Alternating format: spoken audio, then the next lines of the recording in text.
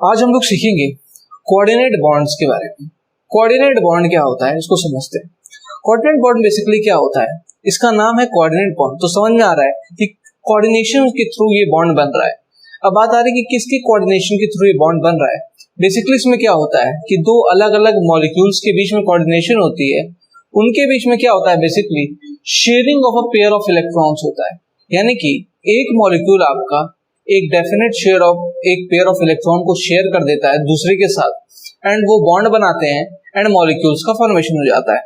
यहाँ पर एक बात ध्यान देने की होती है कि जो पेयर ऑफ इलेक्ट्रॉन होता है वो शेयर किया जाता है, उसका कंप्लीट ट्रांसफर नहीं होता है।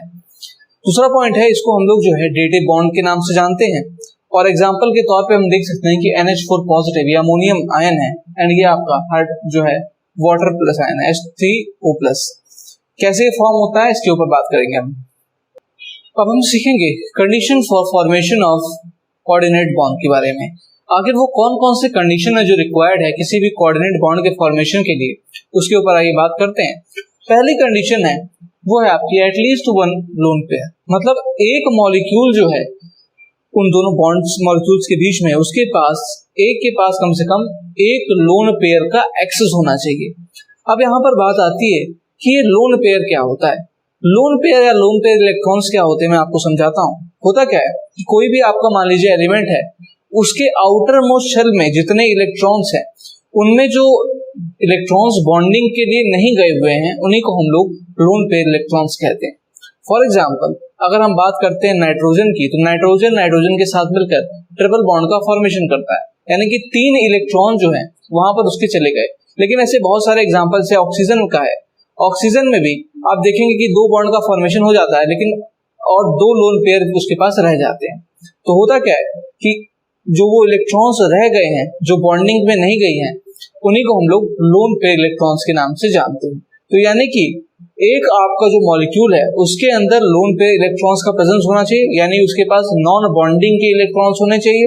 एंड सेकंड वन वाला है उसके पास शॉर्ट होने चाहिए, यानी कि एक लोन पेयर उसके पास कम से कम शॉर्ट होना चाहिए, तभी वो एक डोनेट करेगा और दूसरा एक्सेप्ट करेगा। यहाँ पर वर्ड यूज होते हैं डोनर एंड एक्सेप्टर। तो इस वर्ड से ही क्लियर हो रहा है कि जो लोन पेयर इलेक्ट्रॉन्स को डोनेट कर देगा वो डोनर कहलाएगा एंड जो एक्सेप्ट करेगा उसको हम एक्सेप्टर के नाम से जानेंगे। एग्जाम्पल के तौर पर आप NH3 यानी कि अमोनिया का एग्जाम्पल ले सकते हैं, वहां पर नाइट्रोजन के पास लोन पेयर इलेक्ट्रॉन प्रेजेंट है। वाटर का एग्जाम्पल ले सकते हैं, वहां ऑक्सीजन के पास लोन पेयर इलेक्ट्रॉन प्रेजेंट है। और यहाँ पर BF3 का एग्जाम्पल ले सकते हैं, यहाँ पर जो है बोरॉन के पास लोन पेयर इलेक्ट्रॉन्स का एब्सेंस है। अब हम सीखेंगे फॉर्मेशन ऑफ अमोनियम आयन के बारे में, यानी कि NH4+ आयन जो होता है उसका फॉर्मेशन होता कैसे है। तो सबसे पहले फिर से शेयर्ड पेयर एंड आपका लोन पेयर के ऊपर बात कर लेते हैं। तो यहाँ पर ये आपका अमोनिया का स्ट्रक्चर है।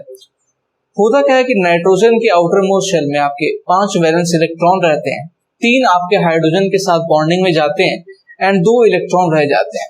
वो जो 2 इलेक्ट्रॉन रह जाते हैं उनको हम लोग लोन पेयर के नाम से जानते हैं एंड बाकी जो इलेक्ट्रॉन्स जो है शेयर में चले जाते हैं शेयरिंग करने के लिए, उन्हें हम शेयर्ड पेयर के नाम से जानते हैं। तो ये हो गया आपका जो है shared pair and lone pair electrons. इसका स्ट्रक्चर जो है इस तरह से बनेगा, यहाँ पर इलेक्ट्रॉन की शेयरिंग हाइड्रोजन के साथ होगी, यहाँ पर भी हाइड्रोजन एंड यहाँ पर भी हाइड्रोजन एंड ये बाकी आपका लोन पेयर हो जाएगा। अब हम बात करते हैं कि आखिर ये कोऑर्डिनेट बॉन्ड का फॉर्मेशन होगा कैसे। होता क्या है कि यहाँ पर नाइट्रोजन के पास एक लोन पेयर एक्सेस में है, अब ये इस लोन पेयर को डोनेट करना चाहता है।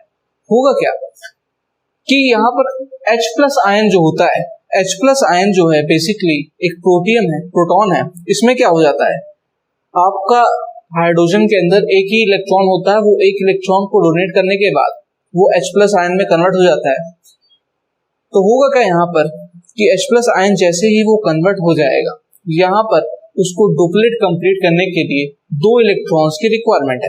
अब वो 2 इलेक्ट्रॉन्स क्या करेगा कि नाइट्रोजन के पास इन 2 इलेक्ट्रॉन्स की एक्सेस है, अब ये 2 इलेक्ट्रॉन को ये शेयर करने की कोशिश करेगा H+ आयन के साथ एंड शेयर करने के बाद एक बॉन्ड का फॉर्मेशन होगा। इस टाइप से लाइन से उसको डिनोट भी करते हैं हम, इस लाइन से इसको हम कोऑर्डिनेट बॉन्ड के नाम से जानते हैं।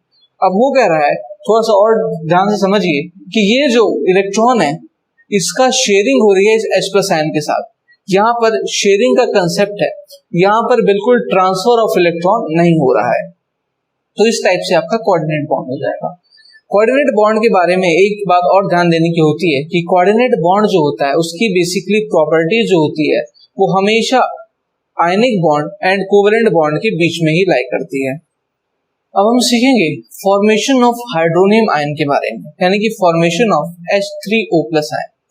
अब ये आयन का फॉर्मेशन कैसे होगा इसको समझते हैं। इसका फॉर्मेशन भी अमोनियम आयन की तरह ही होगा। ये क्या है, ये आपके सामने वाटर मॉलिक्यूल का स्ट्रक्चर बना रखा है।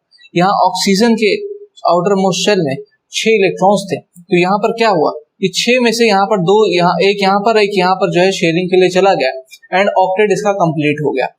यहाँ पर क्या हुआ, ये जो बचे हुए 2 पेयर रह गए ये आपके लोन पेयर हो गए एंड यहाँ पर जो शेयर्ड इलेक्ट्रॉन चले गए ये शेयर्ड पेयर का हिस्सा हो गए। अब होगा क्या कि यहाँ पर ऑक्सीजन के पास 2 लोन पेयर्स हैं, तो ये 2 चाहे तो डोनेट कर सकता है। हाइड्रोजन आयन में क्या होता है कि एक H+ के साथ ही अटैच होता है, तो होता क्या है कि एक लोन पेयर को डोनेट कर दिया जाता है H+ आयन को। H+ के बारे में हम जानते हैं कि H+ के अंदर बिल्कुल इलेक्ट्रॉन नहीं होते एंड वो अपना डोपलेट पूरा करने की कोशिश करता है, तो 2 इलेक्ट्रॉन को के साथ वो शेयरिंग करके अपना डोपलेट पूरा कर सकता है।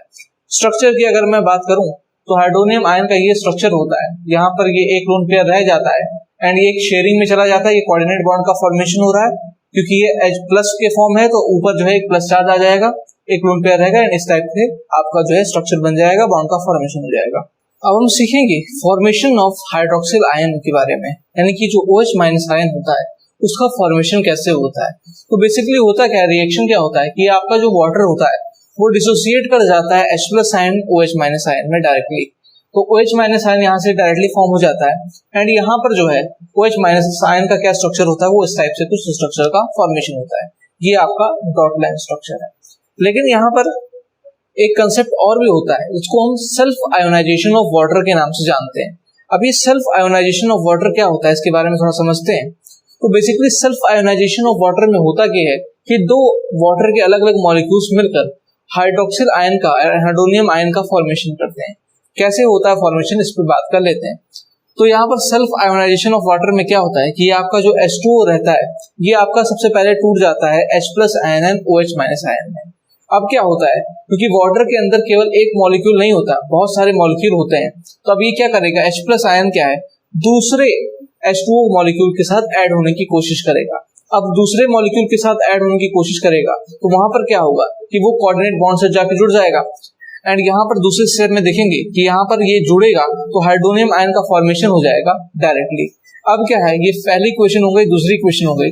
इसको अगर हम कंपाइल वे में देखें, दोनों को ऐड कर देंगे तो इस टाइप की फॉर्मेशन हो जाएगी। यहाँ पर क्या है कि 2 वाटर के मॉलिक्यूल्स मिलकर आपका hydronium ion and OH- ion का फॉर्मेशन कर रहे हैं एंड इसी कंसेप्ट को जो है हम लोग सेल्फ आयोनाइजेशन ऑफ वाटर के नाम से भी जानते हैं।